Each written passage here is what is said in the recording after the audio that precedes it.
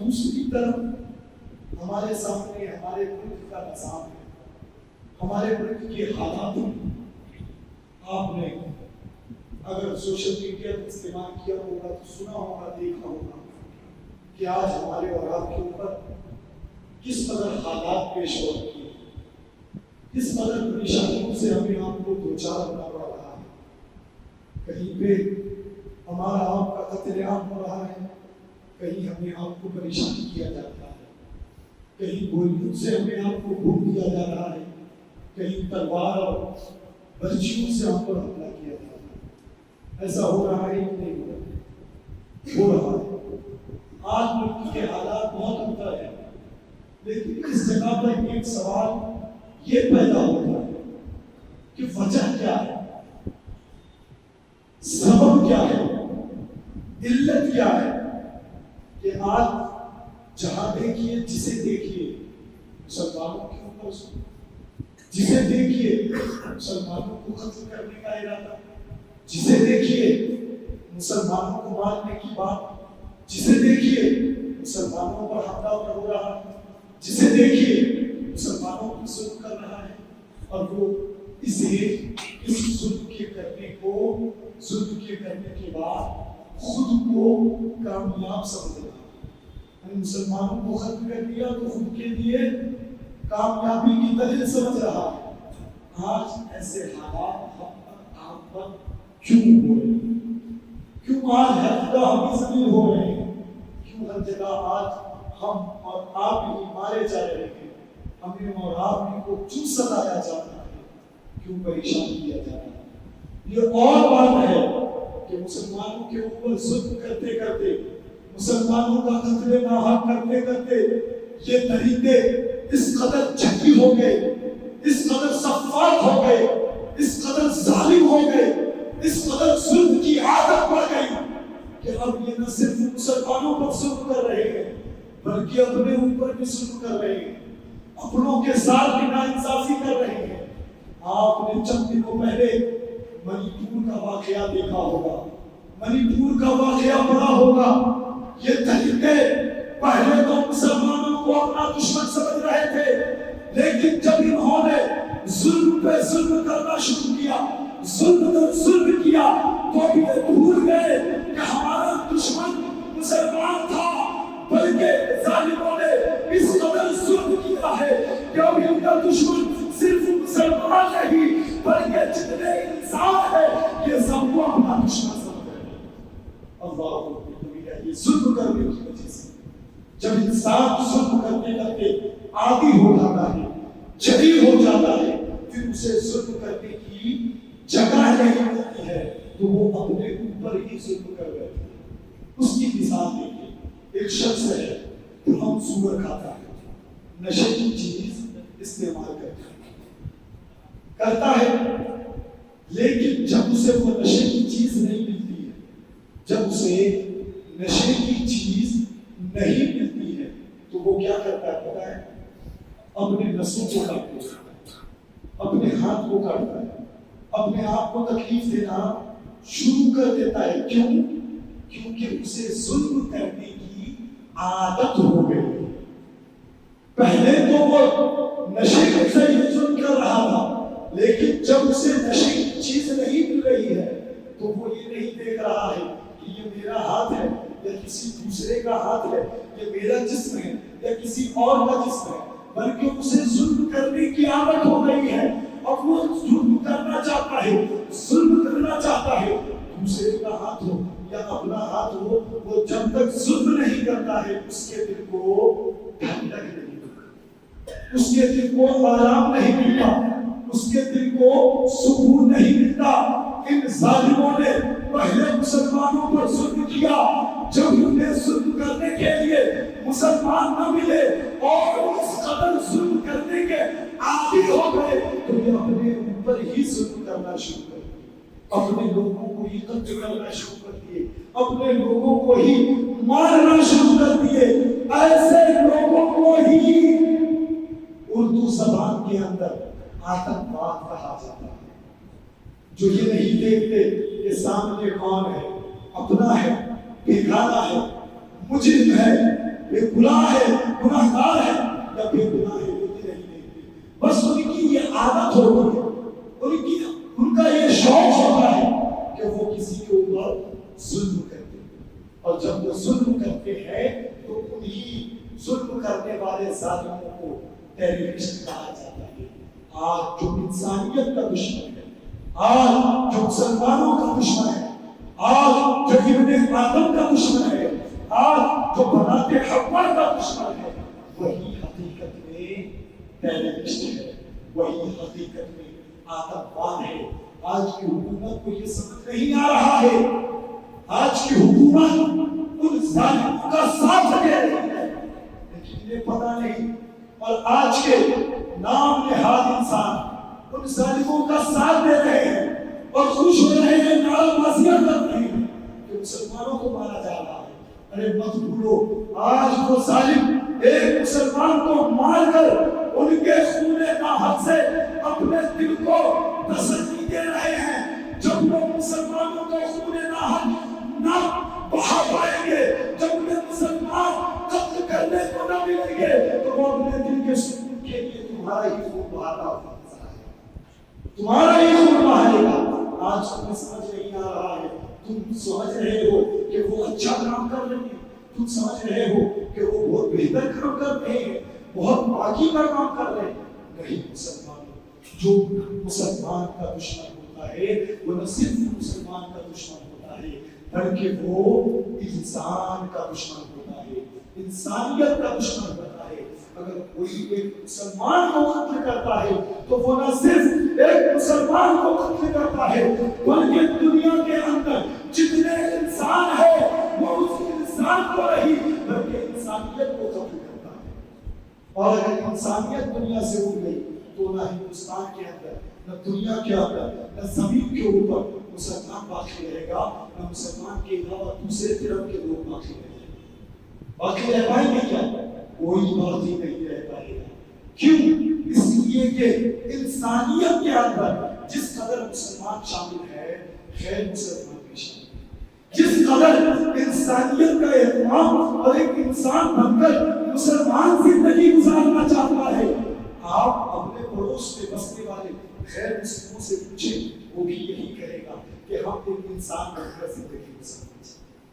کوئی انسان حیوانیت کا لبادہ اوڑھ کر جینا نہیں چاہتا ہے بلکہ ہر انسان انسانیت کا لبادہ، انسانیت کا پوشاک، انسانیت کا کپڑا پہن کر آسانی کے ساتھ پرسکون ماحول میں زندگی گزارنا چاہتا ہے۔ ہی نہیں چاہتا، ہر انسان چاہتا ہے، لیکن جب کسی ایک انسان کا قتل ناحق ہوتا ہے، ایک انسان کو ظلم مار دیا جاتا ہے، تو صرف انسان قتل نہیں ہوگا، صرف آدمی نہیں مرتا، صرف آپ کی بستی سے جو شخص قتل کیا گیا وہ ایک آدمی نہیں مرتا بلکہ پوری دنیا کی انسانیت کو قتل کر دیا جاتا ہے۔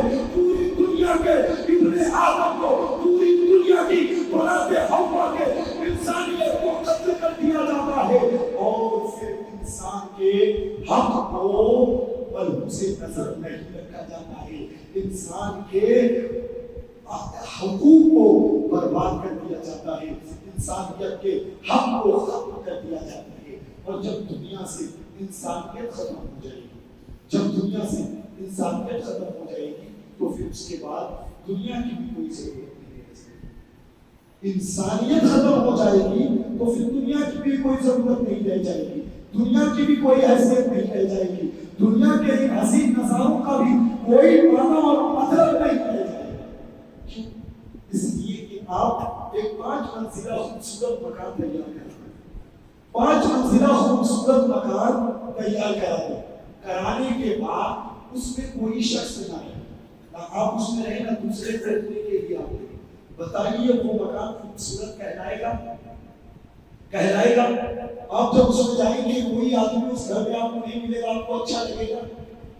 کبھی اچھا نہیں لگے گا۔ لیکن ایک جھوپڑی جس میں بارش ہوتی ہے تو پانی ہر طرف سے گرنے لگتا ہے، لیکن اس میں ایک فیملی رہتی ہے، ایک غریب ماں بیٹا رہتا ہے، تو اب وہ جھوپڑی جس میں 2 غریب ماں بیٹا بیٹے کے اوپر ماں اپنی محبت کو عام کر رہی ہوتی ہے اور بیٹا اپنی ماں کی خدمت سے اپنی زندگی گزار رہا ہوتا ہے۔ بتائیے وہ مکان جسے کروڑوں روپے دے کر تعمیر کرایا گیا ہو لیکن اس مکان میں کوئی نہ رہتا ہو، وہ مکان زیادہ خوبصورت ہے یا وہ جھونپڑی جس میں بارش کا پانی گر رہا ہو لیکن دو ماں بیٹا رہ رہا ہو، وہ جھونپڑی زیادہ خوبصورت ہے؟ بتائیے کون سا مکان زیادہ خوبصورت؟ ہر ایک کا جواب یہی ہوگا کہ وہ جھونپڑی زیادہ خوبصورت ہے جس میں دو ماں بیٹا اپنی زندگی گزار رہا ہے۔ کیوں؟ اس لیے کہ مکان کی خوبصورتی مکین سے ہے، مکان کی خوبصورتی مکین سے ہے۔ اب یہ مسجد آپ دیکھ رہے ہیں، یہ مسجد جس کو آپ نے خوب مرصع کیا ہے، یہ مسجد میں آپ نے لائٹنگ کی ہے، آپ نے رنگ کیا ہے، زیب و زینت سے اس مسجد کو آپ نے خوب سجایا ہے۔ میں پوچھنا چاہتا ہوں کہ یہ مسجد اگر اس وقت اتنی حسین نہیں ہوتی تو کیا دوسرا مکان جو اس سے زیادہ مرصع ہو، اس سے زیادہ خوبصورت بنایا گیا ہو، اس مسجد سے زیادہ فضیلت اسے حاصل ہو سکتی ہے؟ اس مسجد سے زیادہ خوبصورت وہ ہو سکتا ہے؟ نہیں ہو سکتا۔ کیوں؟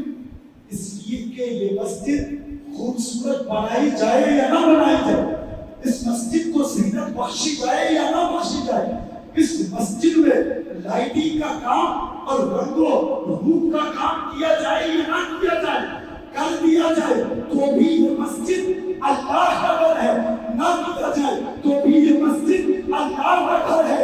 اب اس مسجد کو جو نسبت حاصل ہے، اس مکان کا مقیم، اس مکان کا مالک پروردگار ہے، لہذا اس کی خوبصورتی سے یہ مسجد خوبصورت نہیں کہہ جائے گی بلکہ اس مسجد کا مالک پروردگار ہے، اس لیے یہ مسجد سجائی جائے تب بھی سب سے خوبصورت ہے، نہ سجائی جائے تب بھی سب سے خوبصورت ہے۔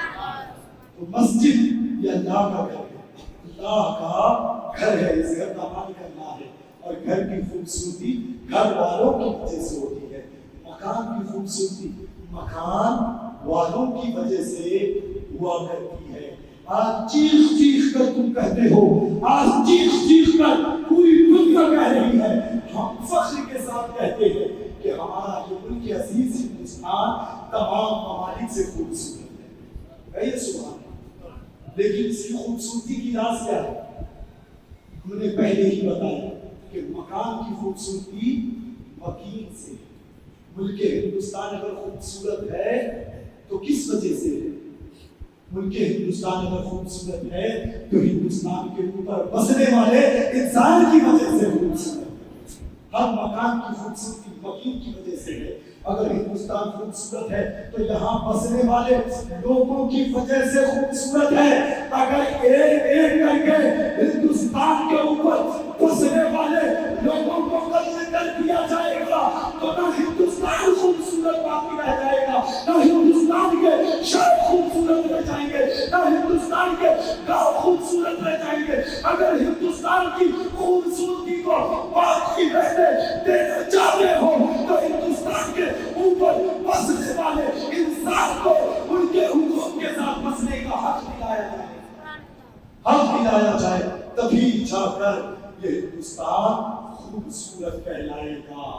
آج آپ دیکھ رہے ہیں طرح طرح کے ظلم ہو رہے ہیں، لیکن ہمیں اور آپ کو ان ظلموں کے باوجود حکم یہ دیا گیا ہے کہ ہم اور آپ ہر حال میں اپنے رب کا شکریہ ادا کرتے رہے، ہر حالات پر صبر کے دامن کو تھامے رہے۔ اس لیے کہ کربلا کے میدان میں امام پاک نے ہمیں اور آپ کو ایک ہی درس دیا ہے، کتنا بھی ظلم ہو جائے، کتنا بھی تمہارے اوپر کتنی بھی سختیاں ہو جائے، کتنی بھی زیادتیاں ہو جائے، تمہیں ہر حال میں اسلام کا دامن تھامے رکھنا ہے، صبر پر تمہیں استقامت حاصل کرتے رہنا ہے۔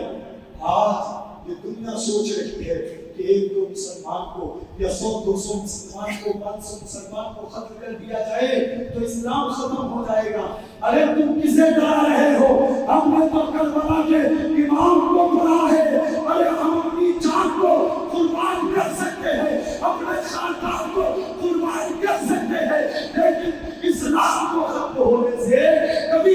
ہونے نہیں دے سکتے. اسلام نہ کل ختم ہوا تھا، نہ آج ختم ہوا ہے، نہ قیامت تک اسلام ختم ہو سکتا ہے. ہم اپنی جان کی بازی اسلام کے لیے لگا سکتے ہیں، لیکن کب لگائیں؟ جب ہم خود مسلمان ہو جائیں، خود ہم مسلمان ہو جائیں. اس وقت میرے ذہن میں وہ حدیث رسول آئی ہے کہ حضرت سیدنا ابو ہریرہ رضی اللہ عنہ نے روایت فرمایا کہ جب جانور غافل ہو جاتا ہے تو اسے قتل کر دیا جاتا ہے. جب جانور غافل ہو جاتا ہے، کس چیز سے غافل ہو جاتا ہے؟ غافل مطلب جب بھول جاتا ہے. کس چیز کو بھول جاتا ہے؟ جانور جب اپنے رب کے ذکر کو بھول جاتا ہے تو اس جانور کو قتل کر دیا. بعض روایتوں میں آیا ہے جنگلوں کے درخت، جنگلوں کے درخت، درخت مانے کانچ اس وقت تک نہیں کاٹے جاتے ہیں جب تک کہ وہ درخت اللہ کا ذکر کرتا رہتا ہے. کہیے بھائی سبحان اللہ. جب تک درخت جنگلوں کے اندر اللہ کا ذکر کرتے ہیں اس وقت تک ان درختوں کو کاٹا نہیں جاتا ہے. حضرت سیدنا جنید بغدادی رضی اللہ تعالیٰ عنہ فرماتے ہیں کہ ایک شخص نے مجھے تحفے میں ایک پرندہ دیا. پرندہ پاکھی، پاکھی. ایک آدمی نے مجھے تحفے میں یوں ہی ہدیتاً مجھے ایک پرندہ دیا. میں نے اس پرندوں کو لیا اور لینے کے بعد پنجرے میں داخل کر دیا، پنجرے میں رکھ دیا. جنید بغدادی فرماتے ہیں کہ ایک دن اس پرندے نے مجھ سے کہا کہ جنید بغدادی تو نے مجھے پنجرے میں قید کر دیا ہے اور تو خود اپنے دوستوں کے ساتھ رہتا ہے، اپنے دوستوں کے ساتھ رہتا ہے، اپنے گھر والوں کے ساتھ رہتا ہے، لیکن تو نے مجھے پنجرے میں قید کر کے رکھا ہے. کا مطلب کہ تو جس طرح اپنے دوستوں کے ساتھ رہتا ہے میں اب اپنے دوستوں کے ساتھ نہیں رہ سکتی. کچھ کیا کہتے تو میں تو نہیں رہ سکتی. جنید بغدادی نے چونکہ اس پرندے کی اس گفتگو کو سنا تو سننے کے بعد فوراً پنجرے کے دروازے کو کھولا اور اس پرندے کو آزاد کر دیا. اس پرندے کو آزاد کر دیا. تو جب وہ پرندہ آزاد ہوا، جب وہ چڑیا آزاد ہوئی تو اپنے پر کو مارنے سے پہلے، اڑنے سے پہلے وہ دوبارہ جنید بغدادی کو کہتی ہے اے جنید بغدادی ایک دن کی غفلت اور اتنے دن پہ بات رہی. یعنی ایک ہی دن ایسا ہوا جس دن میں نے اللہ کا ذکر نہیں کیا. ایک ہی دن ایسا ہوا تھا جس دن میری زبان سے اللہ کا ذکر نہیں نکلا، جس دن میری زبان سے اللہ کی تسبیح نہیں نکلی، جس دن میری زبان سے اللہ کی تکبیر، اللہ کی تحمید نہیں نکلی. اور مجھے صیاد نے، شکاری نے مجھے شکار کر دیا اور اس ایک دن کی سزا اتنے دنوں تک میں اس پنجرے کے اندر قید رہی. اے جنید بغدادی آج میں تم سے وعدہ کرنے جاتی ہوں کہ اب جب تک میرا انتخاب نہیں ہوگا میں کسی بھی دن اللہ کے ذکر سے غافل نہیں ہو سکتا. کیا پتا چلا؟ کیا پتا چلا؟ ایک غیر مکلف جانور، یعنی جس کے اوپر شرع شریف کی تکلیف نہیں دی گئی، جو مکلف نہیں ہے، جس کے اوپر ذکر کرنا واجب نہیں ہے، جس کے لیے نماز، روزہ، حج، زکات فرض نہیں ہے، وہ جانور جس پر فرض نہیں ہے وہ اگر ایک دن اللہ کے حد سے غافل ہو جائے تو اسے شکار کر لیا جاتا ہے، پنجرے میں بند کر دیا جاتا ہے. تو ہم جیسے مسلمان جو مکلف بھی ہیں، شرع شریف کی تکلیف بھی دی گئی ہے، نماز بھی فرض کیا گیا ہے، روزہ بھی فرض کیا گیا ہے، حج بھی فرض کیا گیا ہے، زکات بھی فرض کیا گیا ہے، اگر ہم اور آپ نہ صرف ایک دن بلکہ تشریف لائے ہیں پھر کب آئیں گے؟ اللہ تعالیٰ توفیق دے، اثر سے سب حاضر ہونے لگے گا. یہ آپ نے سنا کب آئیں گے؟ میں نہیں کہوں گا، اس لیے کہ ہو سکتا میں کہہ دوں اور میرے کہنے کی وجہ سے آپ کی مصیبت پائے، اس لیے میں نہیں کہوں گا. میں تو یہی دعا کروں گا کہ آج آئے ہیں، اللہ تعالیٰ اثر میں بھی آنے کی توفیق عطا فرمائے. تو ہم کب آئیں گے؟ اپنے بارے میں خود پوچھیں. ایک دن جب جانور غافل ہو جائے تو اس جانور کو قید کر دیا جاتا ہے. تو اگر مسلمان ایک ہفتے تک یاد الہی سے غافل ہو جائے تو اسے کیا کیا کیا جائے, اس پر کیا کیا ظلم ہونا چاہیے. اب خود حساب لگائیے نا, کاروبار کرتے حساب کرتے ہیں نا, تو ایک دن غفلت پر مہینوں خیر کی سزا ملتی ہے, تو ایک ہفتہ غفلت کرنے پر کتنی سزا ہو سکتی ہے. حساب لگائیے. اس سزا کے اعتبار سے اپنے آپ کو دیکھیے اور سوچیے کہ آج مسلمانوں کا جو ہو رہا ہے کس وجہ سے, آج مسلمانوں کے ساتھ جو ہو رہا ہے کس کی وجہ سے.